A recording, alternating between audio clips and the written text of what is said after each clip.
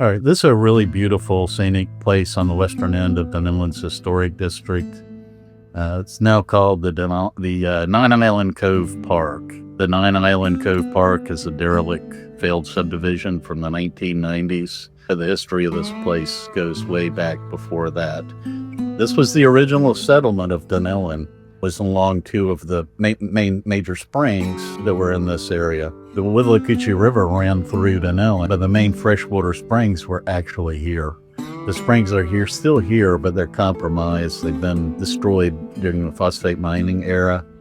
And a railroad bed was laid on top of the spring run. It took me many years to locate the spring and to identify where it was and actually get an idea of what it was historically before the land was altered.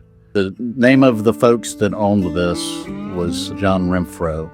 He was one of the founding citizens of Dunnellon. He had a ferry that ran across the river.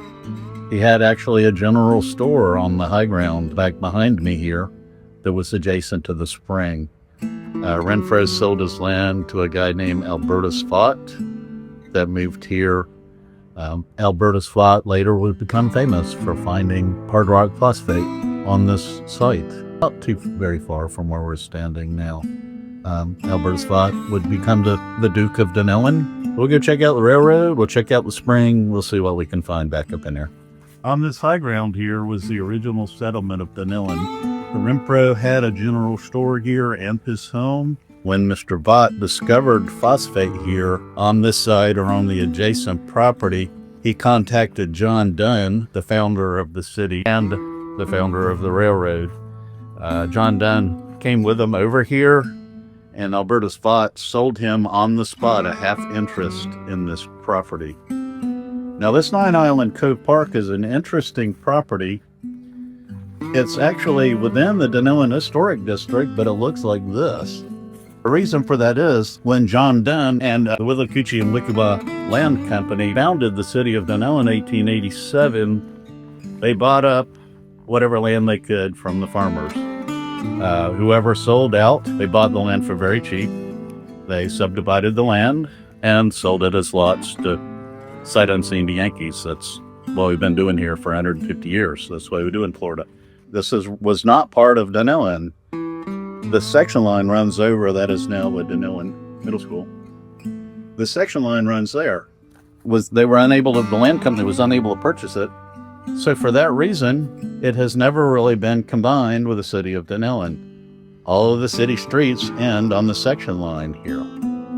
And so it's kind of that lack of adding it to the city at that point has never been recombined with the city.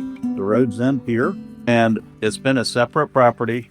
Because the town was laid out in 1887 and phosphate was discovered in May of 1889, the town had been bought up and platted already. This land is all of the soil that was mined out of the massive pits over here, which are now the Nine Island Cove. They're now a cove in the river. This is all the sand that was taken off the top. The cove is now full of water. So even though it looks natural, it is very far from it. This area was actually a lot of a swamp down by the river. They brought in drag lines and a barge, mined out the rock. They mined out the rock right through the spring, which is very important that we need to educate the folks in town. The spring is still there. It was actually a fairly large spring, and it's why they located the original development here. It's been highly compromised. They dug out all the rock. The water still comes from the aquifer and exits there into the cove. But because they mined out the rock, they compromised the spring. And now, as it's been explained to me, there's a lot of capillaries, or small water passages that come up from the aquifer, exit into the cove. We'll go walk over there now that we're here, and I will show you, because almost no one, actually, there's no one except me that totally understands this. I had to sort it out. They mined out the rock from the spring. It's now a pretty sizable depression in the ground with probably 20-foot elevated land around it, and then it has been silting in since about 1898. So it's been basically washing back in for 130 some odd years. and it's kind of filled in the spring, but the spring continues to run. Okay, we're on the edge of the historic hill spring. In 1880, this was a fairly large spring, probably comparable to the Indian Spring on the Rainbow River. Some folks are aware of the Cannon Spring on the Aquifer River that can be viewed now that the Rodman Dam is in drawdown. This has a lot of the same characteristics as the Cannon Spring on the Aquifer River when it's not in the drawdown stage.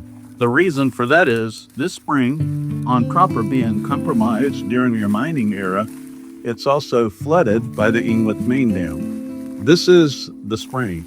Now we're in severe drought, but the spring is still running at this point. But we'll have to get down in there. It's spring system. In the 1890s, when they mined out the phosphate rock, they did not care there was a spring here. They took out all of the available rock. They took the soil that was the overburden of the rock and piled it up here. So the elevations in this place are highly altered from what it originally was. Now, when we get down in here, it appears to be swamp, but it's crystal clear spring water. If you step up in it, it's the same temperature as Rainbow Springs. Now it's very shallow. Actually meets the elevation of the Withlacoochee River. So if the river is high, it will come up, and this will be dark tannic water. We know the location of the historic hill spring from the 1889 map, going from memory, and it has the location of the spring here with the spring run, which ran northerly into the Withlacoochee River. At the same time they were mining phosphate, they ran the Standard Hernandez Railroad down parallel to the river, across the river there, and they used the spoil for mining this for the railroad embankment. The railroad had to run on level ground. The railroad embankment's about 14 feet tall. It's perfectly level. It still exists. We'll go walk down to it. We'll look, and I'll explain how the railroad trestle works, how it ran. The structure in the middle is still there, and we'll explain how that worked. It was on wheels, so it would spin around to close for the trains to cross, and it would circle back around to the open position whenever the rail line wasn't running. Dr. Fulkerson, the guru for SwiftMud, has been out here. He surveyed this. Robin, the geologist, has been out here, and he studied the geology of the spring. Madison, the chemist for the Water Management District, has taken water quality samples because we're very fortunate. There's a small spring, and it runs up, and it hits tree roots and comes out and runs back down to the water. So we're able to capture during drought a free-flowing spring that comes up and over, which enables us to get a quality sample. Now, what's really meaningful about that, and is this very important, the dynamics of that water, the measurements of that water, is very different than anything else in the area. It's an order of magnitude less polluted with nitrates than Rainbow Springs. It's also low oxygenated water, which tells us two things. It tells us a lot. One, that the lack of oxygenated water means it's coming right from the aquifer. If it was a seep, where the water ran down over here and then seeped back up, like the bottom of a swamp, it would be oxygenated water. When it comes out of the aquifer, it's very little oxygen, and so it's directly out of the aquifer. The other thing is, the very low amount of nitrate pollution in this water as opposed to Rainbow Springs gives us a baseline of what Rainbow Springs would be if it was not polluted with the agricultural runoff and the septic tank runoff and the other things that impact the Rainbow Springs now. The water quality of the spring is what Rainbow Springs was before we impaired it. And the only people that are aware of this are the three professionals, SwiftMud and myself. And so that's one of the reasons we want to do this, to make policymakers aware that we know what Rainbow Springs was before we messed it up. We also know that this has a separate watershed, obviously, which would be largely planted pine, are natural with a little bit of cattle pasture to the west of Dunnellon, out to Bear Hammock, all the way out to Gothie. So this is a spring system with a completely different watershed. It's broken now. It could be restored and be a flowing spring with the quality of water Rainbow Springs once had.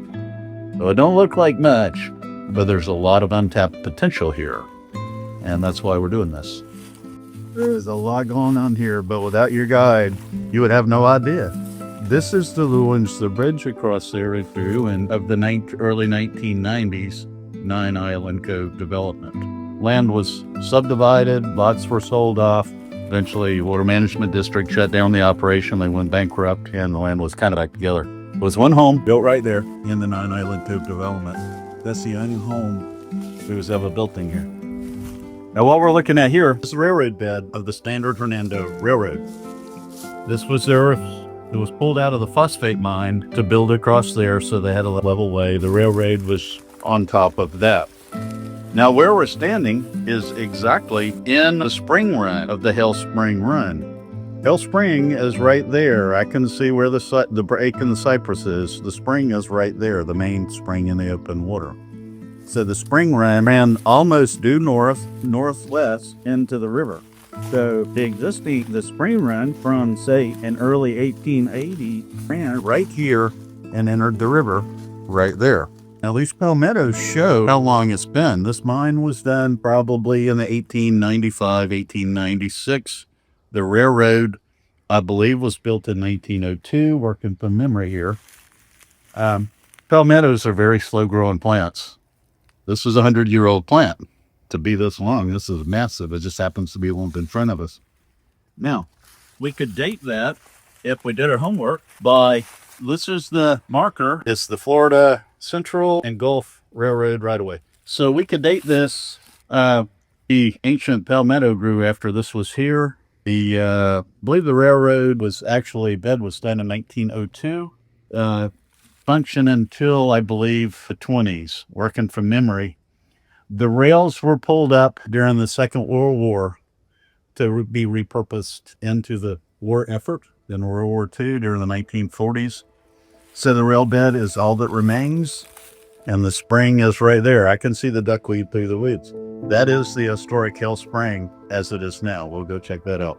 While we're walking over to the spring, I'll try and tell why the railroad marker is not the Standard Hernando. The railroads in their heyday were kind of like the internet stocks of the 1990s. Many, many railroads. So in industry, they often sold to each other. We could date that to when the Florida and Gulf was bought out the Standard Hernando. So we could date that marker almost to the exact year if we did our homework.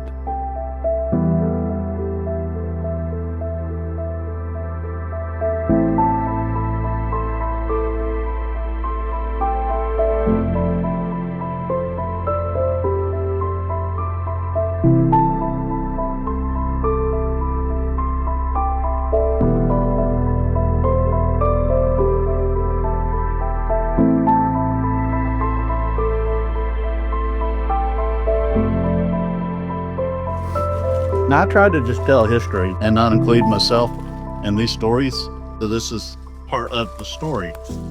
I found this spring honoring these woods when I was 12 years old in my late 50s, and I was working with some local folks really hard to try and get this purchased as a city park. We were studying the land. I had not been here since I was a kid, and I thought really hard that I swore there was a spring in here. But after all those decades, I wasn't sure. But I told my partners, hey, I think there's a spring in there.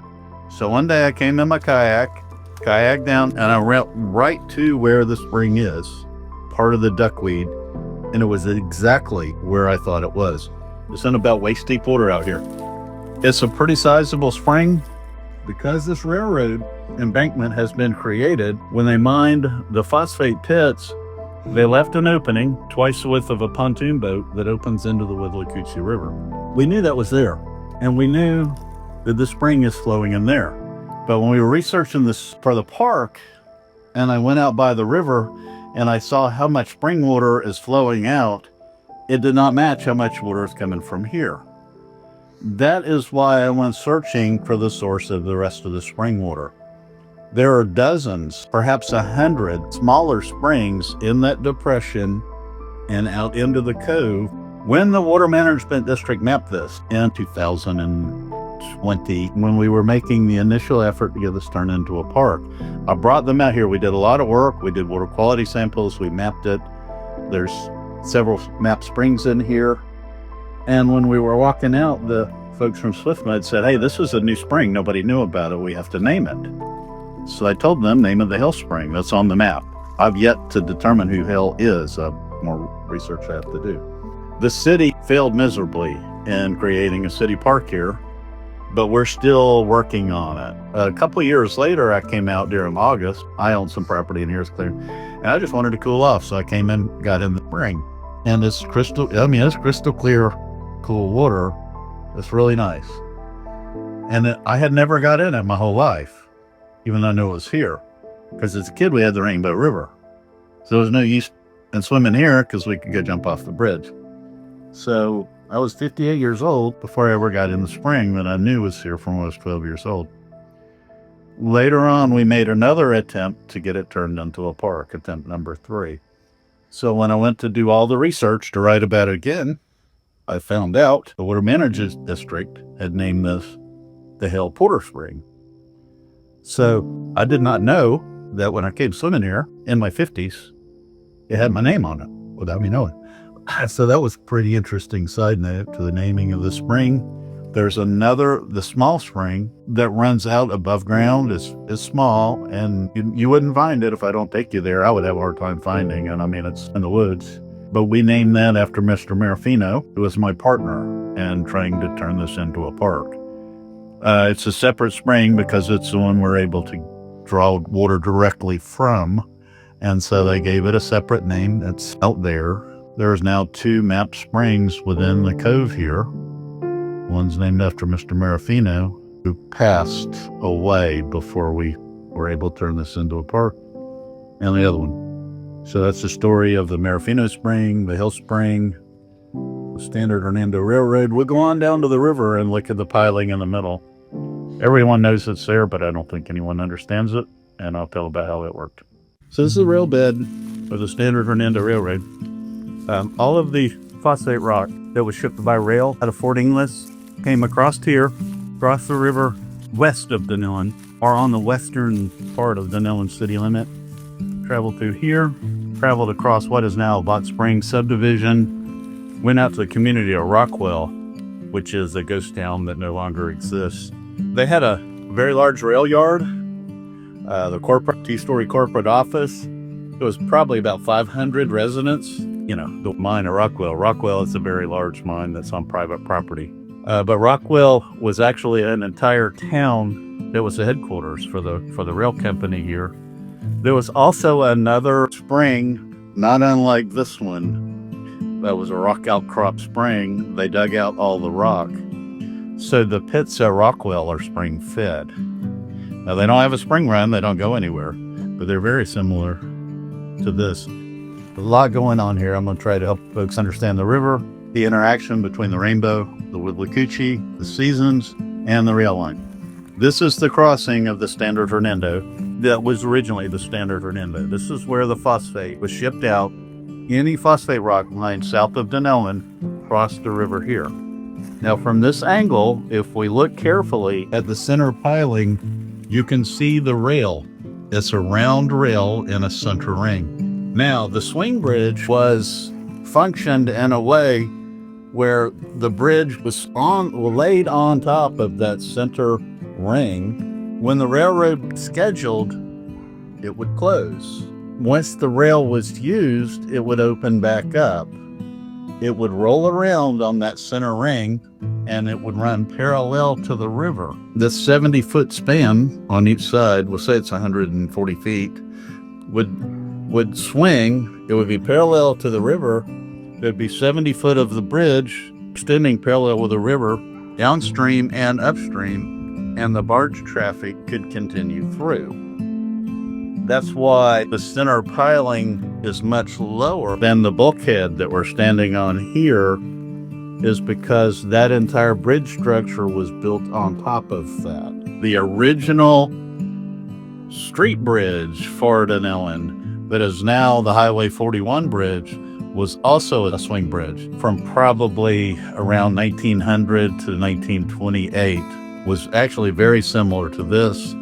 In the 20s, they demolished it and built a very narrow concrete bridge that was built for like the Model Ts of the time that only topped out at 40 miles an hour. Dunnellon was really a messed up city travel-wise for virtually the entire existence of the town.